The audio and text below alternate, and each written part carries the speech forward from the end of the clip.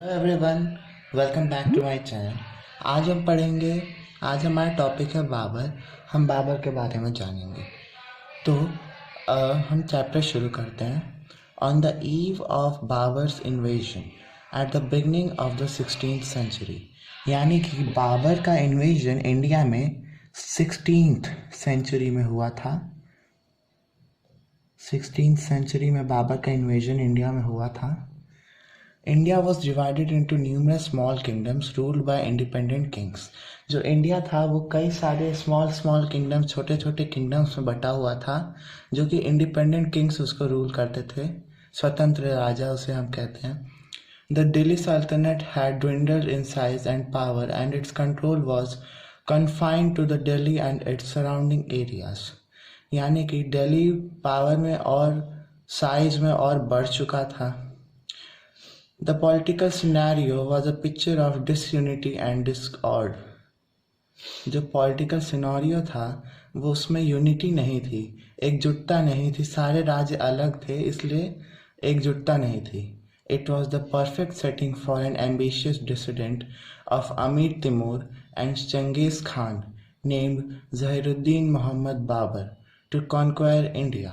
तो जो बाबर था उसे इंडिया कॉन्क्वायर करना था। अब हम पढ़ेंगे बाबर के बारे में। Babur, the founder of the Mughal empire. तो जैसा कि हम जानते हैं कि फाउंडर ऑफ मुगल एम्पायर कौन है? बाबर। ये इन्वेड किया था इंडिया को 16th सेंचुरी में, और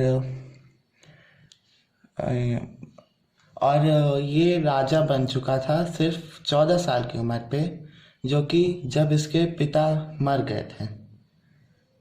ये 11 साल का था जब ये राजा बना। फरगना का ये राजा बना था जहाँ इसके पिता राजा थे। उनके पिता का सपना था कि वो समरकंद को भी अपने राज में लाए। तो 14 साल की उम्र में बाबर ने उनका सपना पूरा किया और समरकंद को हथिया लिया। धीरे धीरे वो फरगना और समरकंद दोनों छोड़ दिए और होमलेस वॉन्डर यानी कि बिना घर के घूमते रहे। उनके डिटर्मिनेशन की वजह से वो 1504 CE में कहाँ के राजा बने? काबुल के राजा बन गए। काबुल अफगानिस्तान में है प्रेजेंट डे में। However, all his attempts to reconquer Samarkand failed. उन्होंने बहुत कोशिश की समरकंद को फिर से हथियाने की, लेकिन वो फेल रहे। 1522 ईस्वी यानी कि 1522 CE में दौलत खान लोधी इब्राहिम लोधी का भाई था। तो उन्होंने बाबर को इनवाइट किया इंडिया को इन्वेड करने का और इब्राहिम लोधी को ओवरथ्रो करने का, यानी कि राजगद्दी से हटाने के लिए। बाबर 1524 ईस्वी 1524 CE में इंडिया आए और उन्होंने इब्राहिम लोधी को हराया और भारत की गद्दी पे बैठे, और धीरे धीरे वो पंजाब के मास्टर ऑफ पंजाब बन गए।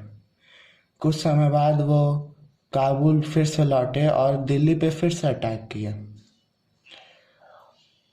दौलत खान, जो कि बाबर को इनवाइट किया था अटैक करने के लिए इंडिया पे, वो उसके बदले में हो गया। तो कुछ और ही बनना है।